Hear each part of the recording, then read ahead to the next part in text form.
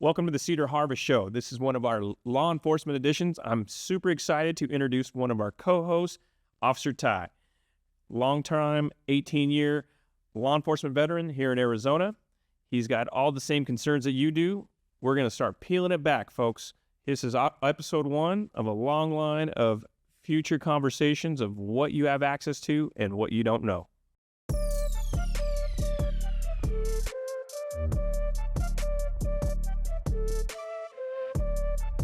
Welcome to the Cedar Harvest Law Enforcement Edition. Our primary mission is to help law enforcement officers understand their government benefits to the fullest extent possible, while also learning about the financial tools to help you and your family. This is an educational podcast where we will bring a variety of financial professionals, pension professionals, and everyday law enforcement officers, like Officer Ty here. So our goal is to have an open conversation that simplifies the learning process. Currently sitting here with the co-host, Officer Ty, and currently an Arizona law enforcement officer. So welcome. Thank you. All right. It's weird, right? It is weird. It's different. So I know this is kind of a change of pace for you from what you normally do every day. I don't normally sit in front of them talking to people. You're used to putting out the spotlight, not being in the spotlight, right? True. Yep. Right. So now here you are. Yeah. So how long have you been doing what you're doing? So October will be 18 years, all of it in Arizona. Basically why I moved to Arizona was become a police officer. So yeah, 18 October. Wow, 18 years. All right. Well, we've kind of got to know each other through the circles of life, and it's interesting how I've got a lot of family that almost all of my dad's family is somehow involved in law enforcement. Yeah. I personally never have been, but I feel like I have been because I've just been surrounded by, federal officers, and state officers, and county and municipal officers. So it's just kind of just in our blood. Yeah. I think it was my great grandfather was county sheriff way back in the day, back in the old West days. So, our involvement in law enforcement is it's generational. Okay. So I've always had a kind of a passion for understanding that community because I've just grown up with that community, right? Those are my cousins and family. Yeah. It's just kind of just what they do. I, on the other hand, have always kind of pursued a self-employment path, and with the degree in finance, I've always still been intrigued with money and money management, and it's always been very intriguing to me how the government pensions and all the different benefits that attract. I would assume that's why a lot of people get into these government positions are the benefits. It's funny because it's not really, not to go too deep. Please go deep. I didn't grow up wanting to be a police officer. I have nobody in my family that was in law enforcement, either side of the family. It was really 9/11 is what kind of directed me in that path. Really? Yeah. So 9/11 happened. I was kind of at a point in my life where I didn't really know what to do or what I wanted to do. Like I went to college thinking I wanted to do marketing, and then I started doing it in college, and I was like, nah, I don't really like this. So I was kind of, I don't know what the best term is, but I really had no direction to know what I wanted to do. So then 9/11 happened. My initial thought was to join the military. That's what I wanted to do right away, but at the time, I had a kidney disorder that's since been resolved. But at the time, I had a kidney disorder, so none of the branches would take me. Disqualified. Mm-hmm. Yep. Well, And it's crazy because they were pretty much taking everybody. So shows you how. I didn't.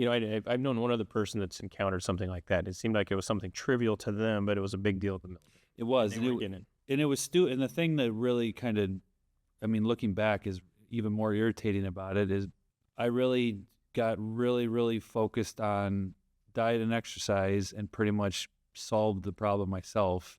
And to this day, I have no remnants of it. There's nothing, it doesn't affect me anymore. I was just probably 4 years, last year in high school and then a couple years after. Sounds like Nighthawk to me. Yeah. Nighthawk fixed it. Or created it. Yeah. Well, maybe I have to get rid of Nighthawk. I have some suspicions about what it was, and I think it was, I played football. I played all the sports, but I played football, and we used to pop ibuprofens like they were Tic Tacs, like during football, and ibuprofens are horrible for your kidneys. So I think it has something to do with that but I don't know that for a fact, but Sure. so that took me down that path. And then I was still back home, and then I moved to Nebraska to live with my aunt to finish college with the intention of going federal, like FBI, something like that. That was what I wanted to do. And I was bartending at the time, and one of the local PD guys came in, and we were just shooting the shit like we are right now. And he was like, well, have you ever thought about doing like a local PD? And I hadn't at that point. And my one hesitation with the federal side of things was always like, it's going to be really hard to have a family, or at least like a normal family life. Because a lot of the time, especially FBI or some of the things I wanted to do, they travel a lot. And you're going to be, it's going to be hard. It's not impossible, but it's going to make things more difficult to have a family. But then the local PD was interesting because then you're set in one place. Like you pick a department and you're there. As long as you stay there, that's where you're at. And they're not going to be transferring you to other states or wherever. So My dad was transferred to Bakersfield, Arizona.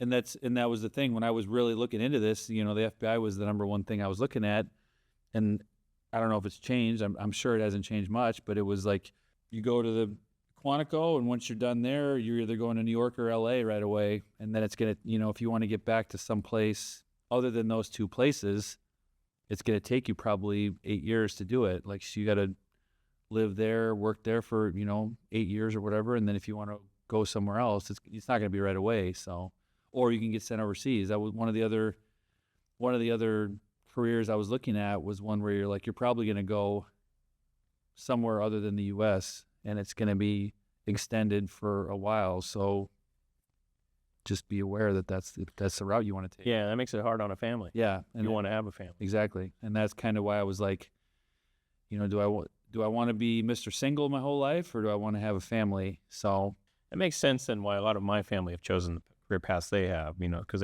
they have, a lot of them stayed local. Yeah. Primarily in Pinal County area. Yeah. And it really, I didn't understand why some, I think, a lot of my federal law enforcement family, it's all in the immigration, which is started off INS, but now Homeland Security. Yeah. But, I just never realized how people chose one branch over another. Why go county over city? And I just assumed, personally being an outsider, I just kind of, I didn't know what the logic path was there, what went into their decision, other than maybe having an in to get the job. See, and I guess I don't know how to answer that either, because I knew nothing about law enforcement, like not a thing. So I didn't have a reason that I picked. Like when I was applying for departments, I wanted to work for a bigger department. I wanted to work for a department that wasn't in the snow. So I looked at, I applied to Dallas, I applied to San Diego, I applied here. I actually applied to Scottsdale first, and initially I didn't understand that Phoenix was the big city. I thought it was Tempe, because I had no idea. I knew nothing about Arizona other than the Grand Canyon. So when I was applying, I thought Tempe was the big city. So people in Wisconsin think that Tempe's the big city? Yeah. Well, I don't know. I didn't know. I knew literally the Phoenix Suns and ASU and the Grand Canyon. That's all I knew. I didn't know anything else about. It's funny. Yeah. But I'd been to San Diego, and like I had looked at like some of the really big departments like New York and LAPD, but I also did like kind of a cost analysis thing. I were like, this is what they get paid. This is how much it costs to live there. And it wasn't very good. And actually that's why San Diego, I kind of trailed off on that one, because it was kind of the same thing. It was like, they don't get paid the best starting, and it's still pretty hard, pretty high cost of living. But when I was applying, Phoenix, based on what you started making and how much it costs to live here, and same thing with Dallas, were actually it was good. Like you made good money starting off, and it was not very expensive to live here. Granted, it's gotten more so now. It's harder. Like if you're starting now, it's a lot different than when I started. But and now you blinked, and it's 18 years. Mm-hmm. Yeah. Pretty happy with the job. Are you? Been a good happy pass. There's frustrations with it, but overall, yes. I've enjoyed it. I still enjoy it. Like I like catching bad guys, so I still enjoy the job. So, well, it sure seems like cops have taken a beating publicly with all the public scrutiny It's been I commend you for sticking with it. I don't know how so many of you guys stay with it when people are talking so much shit as they do. Yeah. It's especially coming from a family that's generations of law enforcement and seeing that these are all really good, hardworking dudes. And not to say that what profession out there doesn't have people doing wrong. Yeah. Right? It's not just like cops doing wrong. It's just, but it seems like they really kind of It takes one, isolated, and it's just one, and made you guys look like bad guys, and damn well 99.9% are good human beings. Yeah. So here you are 18 years later. We started talking a little bit once you found out that I was in the financial space and help people with different things and what I did with my girls pertaining to most people are very unfamiliar with the financial world, period. Yeah. They definitely don't understand the various financial tools, and then you go throwing in anything that's government related, then it just makes it extremely more complex. Yeah. And so there's a whole different set of rules and regulations, and so there's professionals that are out there, and I know you guys have. I've actually spoken with the company who's been tasked with training the Arizona Police Department, police officers, whatever, because you're in a different. What is the different pension system you're part of? It's a good question. So it's Arizona law. Is it law enforcement? Yeah, it's it's Arizona Public Safety. I forget the name. P. It's like the PSPRS, I think, or the. Well, either way, it's been interesting to learn. It's the one thing that's been consistent with a lot of my conversations with my family. Yeah. Is there's only been like one or two who really kind of felt like they had a clear handle on their retirement, right? On their plan, how this pension worked out. I have heard a lot of things like, well, I'm part of the old system versus the new system. Yeah. So that's kind of what that's me. I'm part of the old, like if you got hired today, you're in the 25-year track, but I'm in the grandfather to the 20-year, and it's a more pension style. Now it's a more 401k style for like people that are getting hired now. I think it was like 2009 is when they switched it, something like that. Seems like I've heard that people aren't really thrilled about that. They like the old style of pension better, I've heard, but I don't know if that's accurate, and that's just kind of what I've heard. I mean, I think it's hard to say. I think that the system that I'm under is better. Yeah, that's what seems like people from that system. It seems like, I mean, you can stop earlier, but also the drop program, I'm pretty positive new hires are not allowed to do the drop program, which is a good benefit for us. Like that's in my position, like still in the 20 track, I can leave at 20, but you can do the drop program, which I don't think new hires I want to say 2019, maybe it wasn't that long ago where they switched it to the 25-year 401k style. And I'm almost positive you're not allowed to do drop in that track that you're in. It's like I think we're tier 1. And then I think they're tier 3, I think is how they term it in the retirement system. Well, that's one of the things with this podcast over time. I look forward to kind of peeling back and getting a better, we hope to kind of help bring some clarity. Yeah. Because if there's, again, it seems like most police officers I've run into, are just law enforcement officers. They're really kind of confused. They know that they've got that 20-year mark to get to or 25-year mark. But they really don't understand what happens post-retirement, right? Yeah. What happens to these benefits? How do they really affect you? It doesn't seem like there's a lot of, I don't know what I'd argue corporate-wise, the cooler talk, or you're sitting around the cooler talk, and you got all these people who have a financial advisor, this and that, and I don't hear that from any of my family. It doesn't seem like it seems like everybody's just kind of looking to the government HR platform to be their financial advisor. And so they ultimately retire by like, well, this is what I get. And they didn't really start asking the questions back 10, 15 years ago when they should have. That's why I think I fall into that. I probably should have been more diligent with understanding this stuff more. And I still don't really understand. I mean, not as close as I am to retirement when I can retire, I should probably know more about this stuff than I do. And it does seem like, and it's funny because the guys that you have two sets. You have the newer people and some of the people that are, maybe 10 years or less. They don't talk about any of this stuff, because in their eyes, they still got 15 years before they can worry about it. It's forever. And that's kind of how I was. Like, I should have been more on it probably 10 years ago, like really started to think about this stuff. And I know Yep. one thing that I regret not doing was our deferred comp that we have is not pumping more money into that at the very beginning. But then you talk to guys who are in my level that are like getting close to retirement. Like this is like all they talk about. Like, okay, like I work with guys now, all they talk about is working overtime shifts to get their pension raised up. So they're, when they leave at 20, they're, they want to hit certain numbers as far as what they take home, and they can track that on our pension website, like where you're at, like, because they do the high 3 stuff, and they can track where, if I make this much this year, or if I have to make this much, because like for example, one guy in my squad is like that, where he has it tracked out that if he works however many hours it is of overtime, it factors out to this amount of money, which will put his pension that he'll get at this level, and that's where he's trying to get to. So right now that's his focus, is like, okay, I need to hit this many hours a week in overtime or supplemental shifts to hit this number. That'll put me at retirement at this number. Is that because he's paying more in, or is that just because they take the last year of highest 3 earning years? Is it kind of like they education like that? I don't know. They take high 3 consecutive. It's funny because that's switched too. Like when I started, it was the high 3 years consecutively, and then for a while there, it was just high 3. So they would just take your high 3 years and be like, okay. Then they of all 20. Yeah, of all 20. But then they switched it back to the consecutive.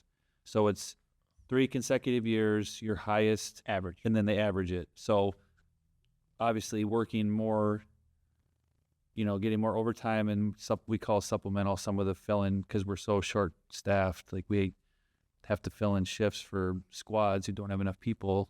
But doing that then in turn raises your high 3 number, and that's what he's in the end of his. He's got, I think next May is when he can retire, so he's doing everything he can to get that high 3 number up, which in turn raises his take home that he'll get when he retires. Yeah. Well, it's definitely a complex system. It's not straightforward. Yeah. Right. Which makes it really challenging, I'm sure, when that's not what you do for a living. Yeah. Right. And it's not like you sit around and talk about that stuff. So, again, I look forward to kind of peeling back and helping and working with and talking with other law enforcement officers and agencies and these different systems and marrying up you guys with financial professionals to have, a little deep dive conversation on what makes sense. Because obviously, just because what's good for you doesn't mean it's good for your buddies and somebody else. Everybody has a unique life. Yeah. Some are married, some aren't, some have kids, some don't. Right. Yep. Everybody has a different philosophy. Some people want to leave money. What I've seen, just from the human standpoint, some people want to leave money to their kids. Some people don't. They want to spend every dime. They want their kids to earn their own way because that's the way you learn in life. Yeah. And everybody's different. I think you and I are like-minded in the sense where we really want to help our kids out, right? Financially. I mean, why not get them off on the right foot? Yeah. We did end up putting a contract on your daughter, just the same contract we put on my daughters. And, I assume after hearing kind of what kind of returns we were getting on Sydney and Natalie's policies, that kind of was intriguing, knowing that was that we went into a very conservative, what's called dollar cost averaging strategy. And that's one of the things I was hoping to talk to you about today, but maybe we'll save that for another day, of what we did, how we did the same thing and why, of starting a life insurance contract on your daughter.